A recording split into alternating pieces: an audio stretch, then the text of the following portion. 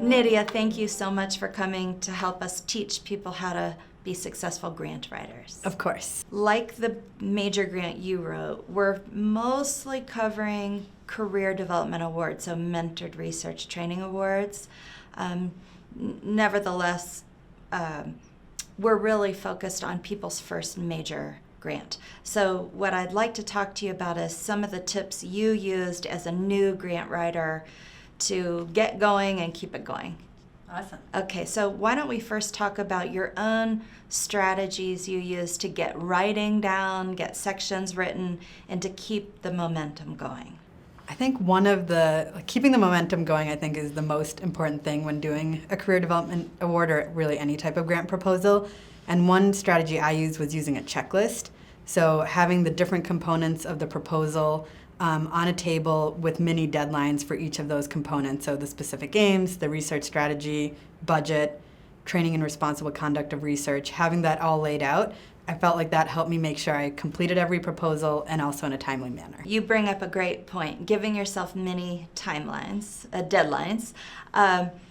In all of those elements on that table, there are some things that you need to do and some things that other people need to do. Can you talk about how did you organize your timelines? Yeah, for sure. So some of it is like the major aspects, like the specific aims and the research strategy.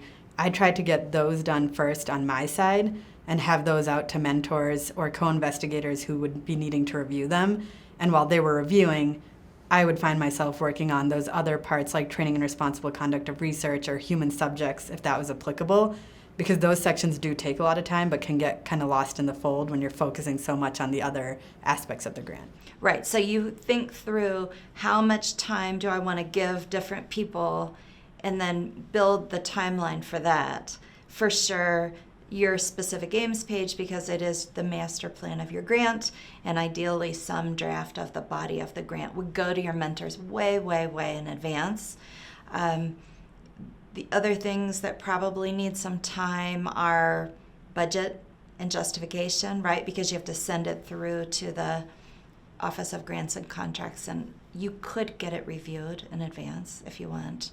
What else do you try to do with time? With time. I think the other ones would be your bio sketch, letters of support. When you're looking at career development awards, you need to get a lot of different material from your mentors.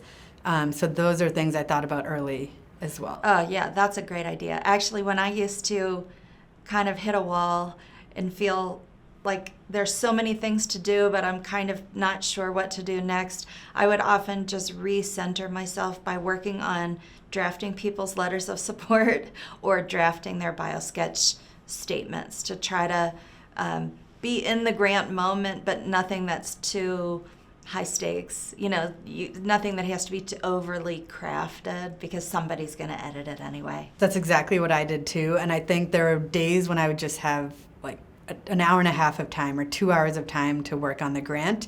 And in those moments, I would do a letter of support or something smaller that just didn't take as much of the thought and effort to do it. Yes, and it's one of those things, I think it surprises new grant writers how much time it takes to put together all the things that aren't your key proposal pages, right? Your aims page plus the rest of the application. And you don't want to be waiting till the last minute for those things.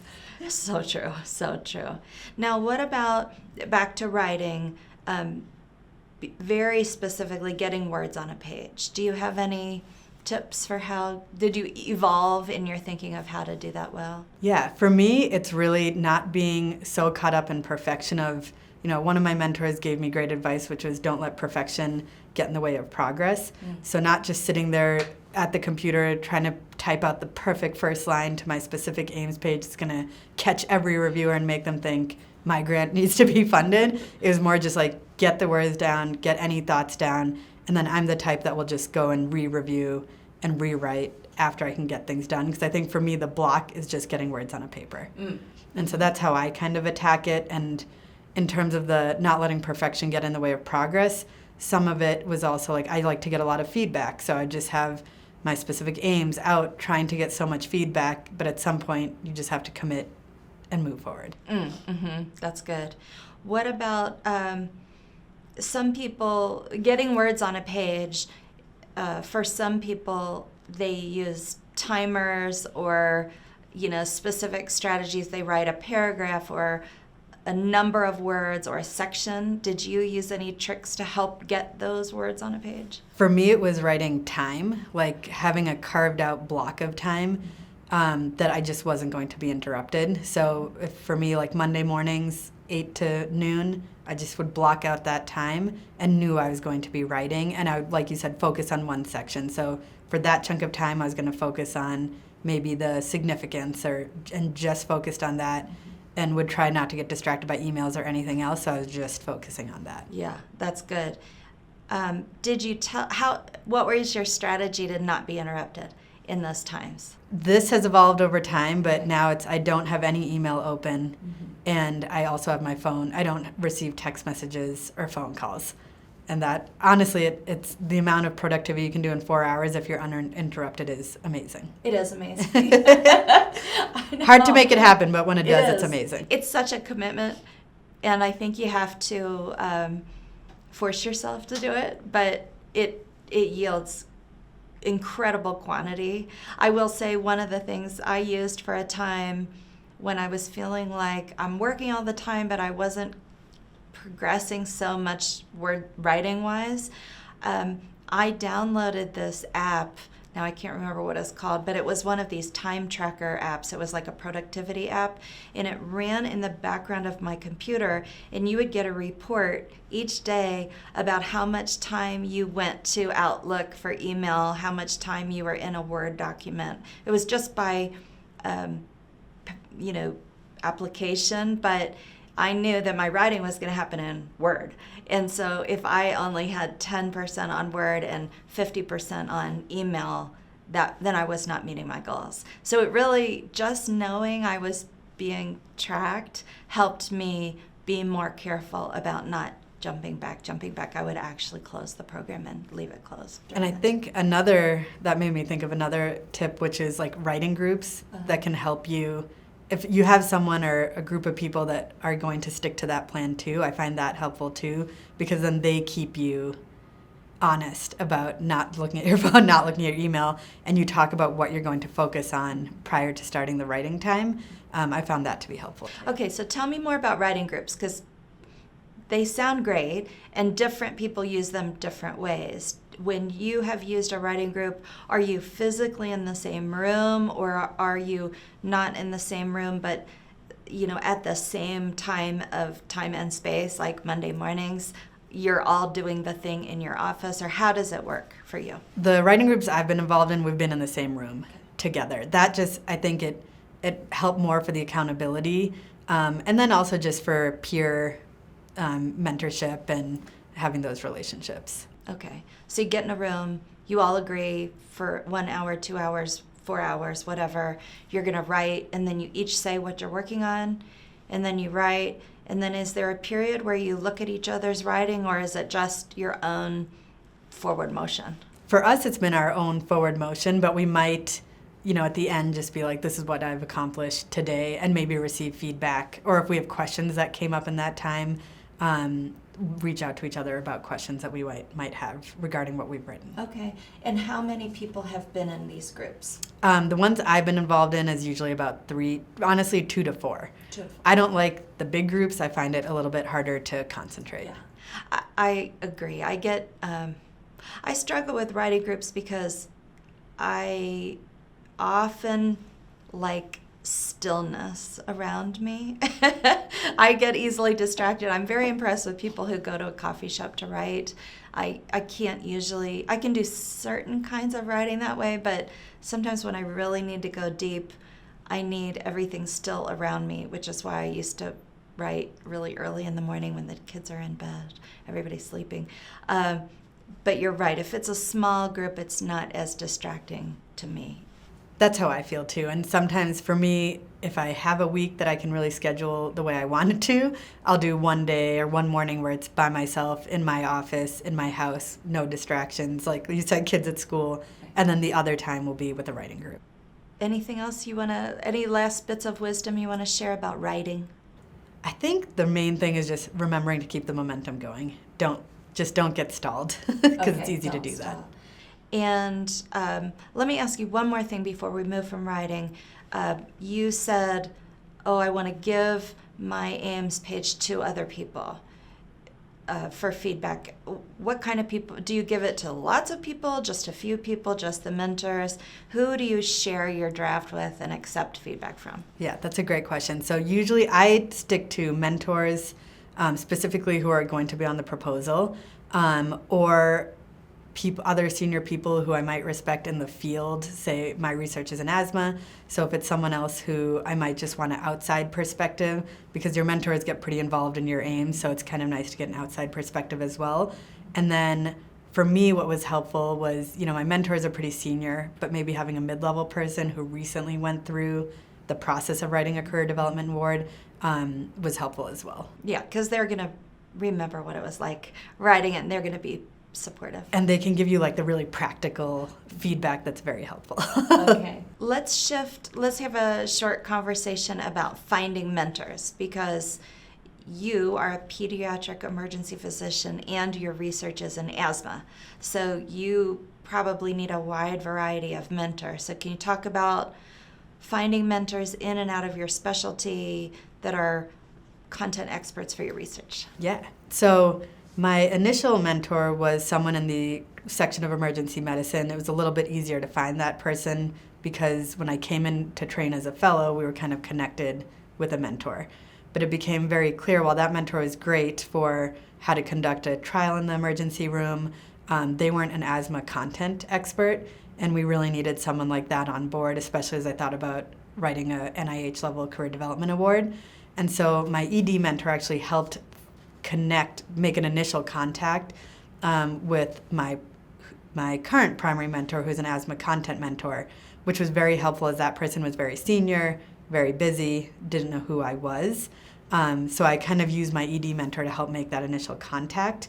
But then after that, it was kind of on me to set up the meeting, what my goals would be, etc. Okay, that's great. So yeah, you did what I often recommend our mentees do, which is when you go to meet with somebody, before you end the meeting, after you say thank you, you say, is there anybody else that I should meet? Because I just told you for 30 minutes what I'm doing, what you're doing, how we might overlap, so you have a better idea. So you can always get one or more recommendations, and sometimes that person will do the connecting for you. And that's actually it made me think of something else that happened too. When I met with who's now my primary mentor, he had recommended I meet with someone else in our breathing institute. And it was funny, when I initially reached out to that person, I did not CC the original mentor that I met with, and I didn't get a response. And then I emailed again, CCing my primary mentor, and got an immediate response. And so while that can sometimes feel frustrating when people don't respond, this person is now a very close mentor of mine and very involved in my research, and so I'm so happy I continued to push through that. That's wonderful. Yeah, that's a definite, people want to help, they want to share their network with you, and sometimes it's just, from a mentor perspective, you've got all kinds of people who want to talk, and you don't know if this is kind of a serious person, it's somebody who's really committed to research. So it's not that you're not important or your ideas aren't important, but sometimes that other person coming in and saying, yes, I sent this person to you, you go, oh, okay, let's go. Well, and I think this also reminds me of something that you've taught me, which was that networking is really important, and even among mentors, you might feel like, oh, they're not going to want to talk to me, but if you have a specific reason and you kind of make that clear and some specific objectives and why you want the meeting, I found that a lot of different people have been willing to meet, and you can create a nice little mentorship team. Yes, you never know when you're going to do something that either helps you or helps them, and it's all part of the community, right? You want to know people and get to know them, whether they're going to be on your grant or not. Let's turn to a section that is unique to mentored research grants called the Career Development Plan. Obviously, a lot of early career researcher sort of young investigator award type things, small or large, will include some kind of interest in having a mentor and having a career development plan that involves you saying specific skills you want to gain and having some ideas for how to obtain those skills. So talk to me about how that unfolded for you. Yeah, I think the main overarching thing that I learned about writing a career development plan is that the career development plan is just as important, if not even more, than the research strategy. And that's really looked upon. I think some people focus so much on the specific games, the research strategy, and then leave that career development plan behind. But it's really important to be thoughtful about it. I think one thing when writing the career development plan that I realized is you have to talk about your prior training and research experiences. And it's really important to stay positive and emphasize your successes, because all of a sudden it's really easy to talk about, well, I've submitted those 4 grants that never got funded until this, like, they don't need to hear about those things. So, like, really staying positive in how you speak about yourself and your prior experiences, and kind of spinning bumps in the road in a more positive light, I found helpful. And then thinking about the training aims, really making sure that they're feasible. I think a lot of people can, like, all of a sudden add multiple aims, and then they're talking about, like, 6 courses for one aims, and that's really just not feasible to complete in the time of the award. So one of the things I want to follow up on is deciding how much training to actually propose for any given training aim. It seems like you'll see grant critiques that say not enough coursework, too much coursework. How did you use formal didactic courses versus other types of things? Yeah, that's a great question. I think the way I written it out had way too much coursework. And then I really, based on feedback, scaled back. And I liked how it came together in the end because I had 3 training aims. They ended up aligning with my research aims. I think when possible, that's great. Not a deal breaker, but definitely helps see how the whole proposal comes together. And then for each training aim, I would have 1 or 2 courses, no more than that. And then I tried to think outside the box for other types of training, such like experiential training, hands-on, mentored experiences. So part of my K award is looking at transcriptomics and asthma, which requires collaboration with the basic science lab. I have little experience with that, so for me, it was having hands-on experience in the lab and working that into an aim. Okay, so wait a minute. Are you so you want to, but you don't want to say that you're going to become a basic scientist. So how did you walk the line between, observing, becoming familiar with, but not becoming the basic scientist who does the transcriptomics? I think the verbiage that you use is very important. And like you said, I don't want to be a basic scientist, but I want to have exposure and be able to have the knowledge and the verbiage to interact with the basic scientists so that they're getting what they need from me and I'm getting the information I need from them. And so when I say hands-on experience with the lab, it was really just going to the lab, seeing how they do it, maybe not doing the pipetting myself, but seeing how it's being done, how the different library kits are prepped, and then also just working alongside maybe the statistician, seeing how they analyze the data, but not doing it myself. So it's a great question. Okay, that's great.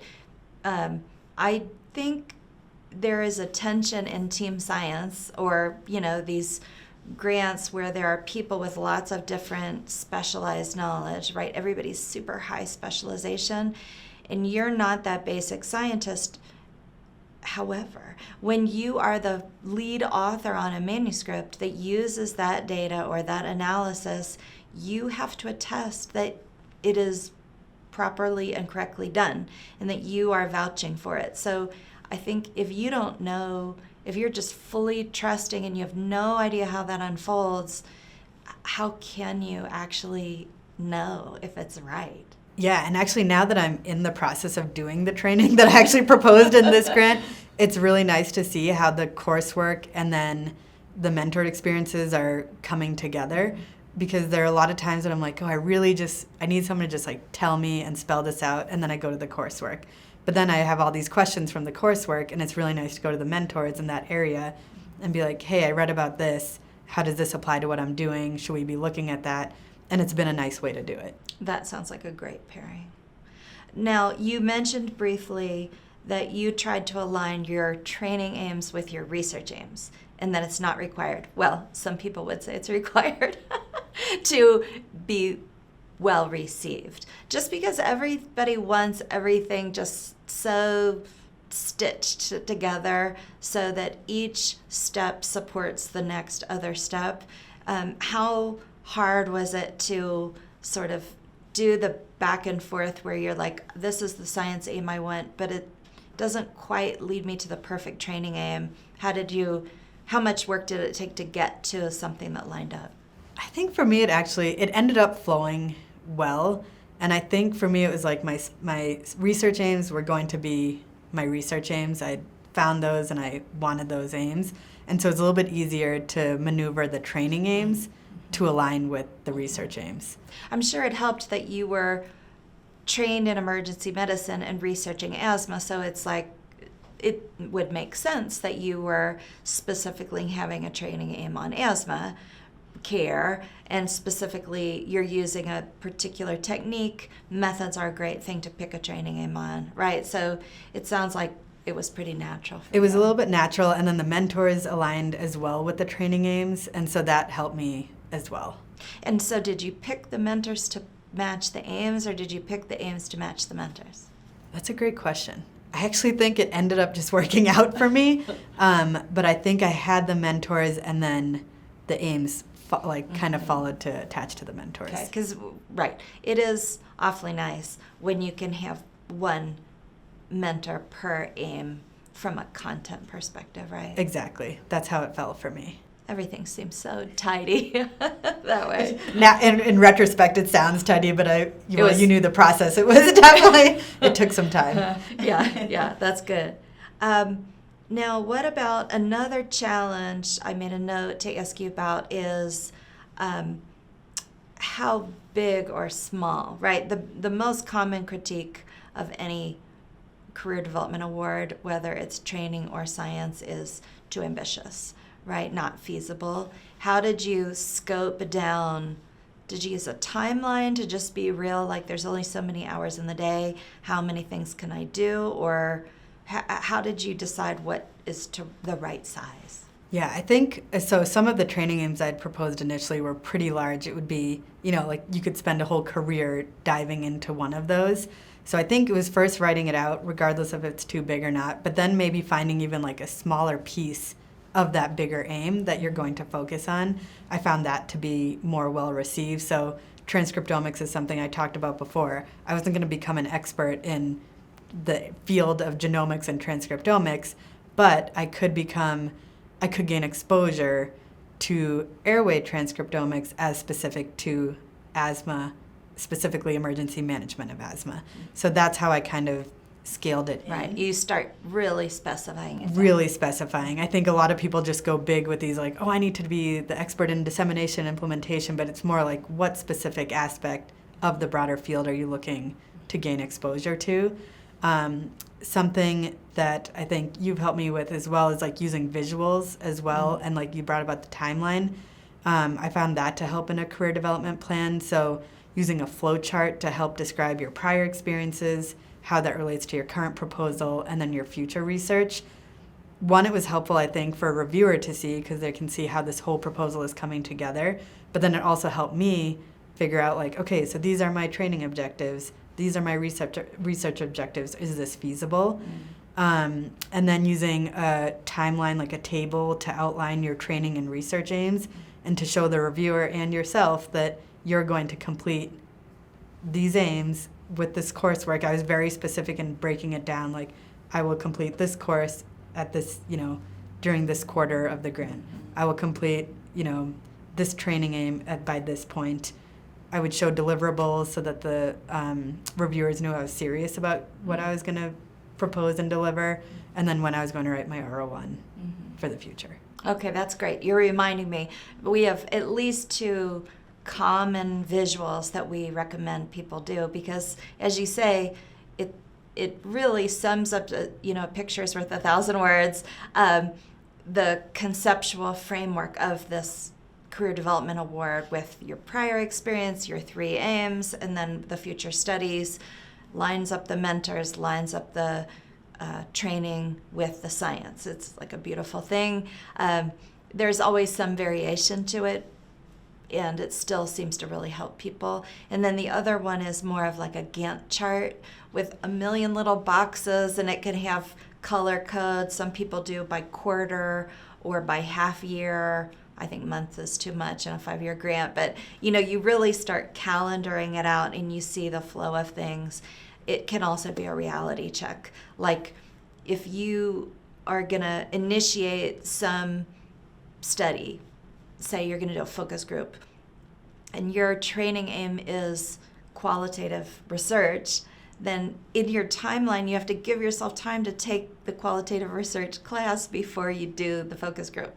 So, it also helps you sort of line things up, like how much time do you really have to run up on this thing if you need training before you do it. That's what happened for me when I first made this chart. I had, like you said, the million bazillion boxes. I had 50 different rows, and I was like, well, this is just far too much. So then it would help me figure out how to scale back and make something feasible. The other thing that one of those tables helps with, you'll often hear reviewers saying you have too many mentoring meetings or not enough mentoring meetings.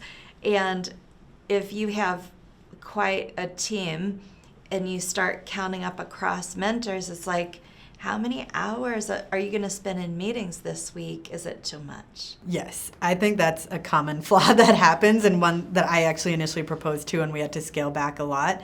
Because when you write it out, you realize I have this mentor meeting, that mentor meeting, this asthma research meeting that I said I'm attending, plus this course that I'm going to do that meets 3 times a week. You're not going to have any time. Right. Yeah, I think the discipline of a calendar is very useful. Yeah. Whether it's in your day, there's only so many little boxes, and you have to give yourself time to sleep, and it'll help you figure out what's realistic. I think career development awards or grants are difficult, but if you can break it down, then it's just easier and more feasible to complete. Thank you so much. No worries.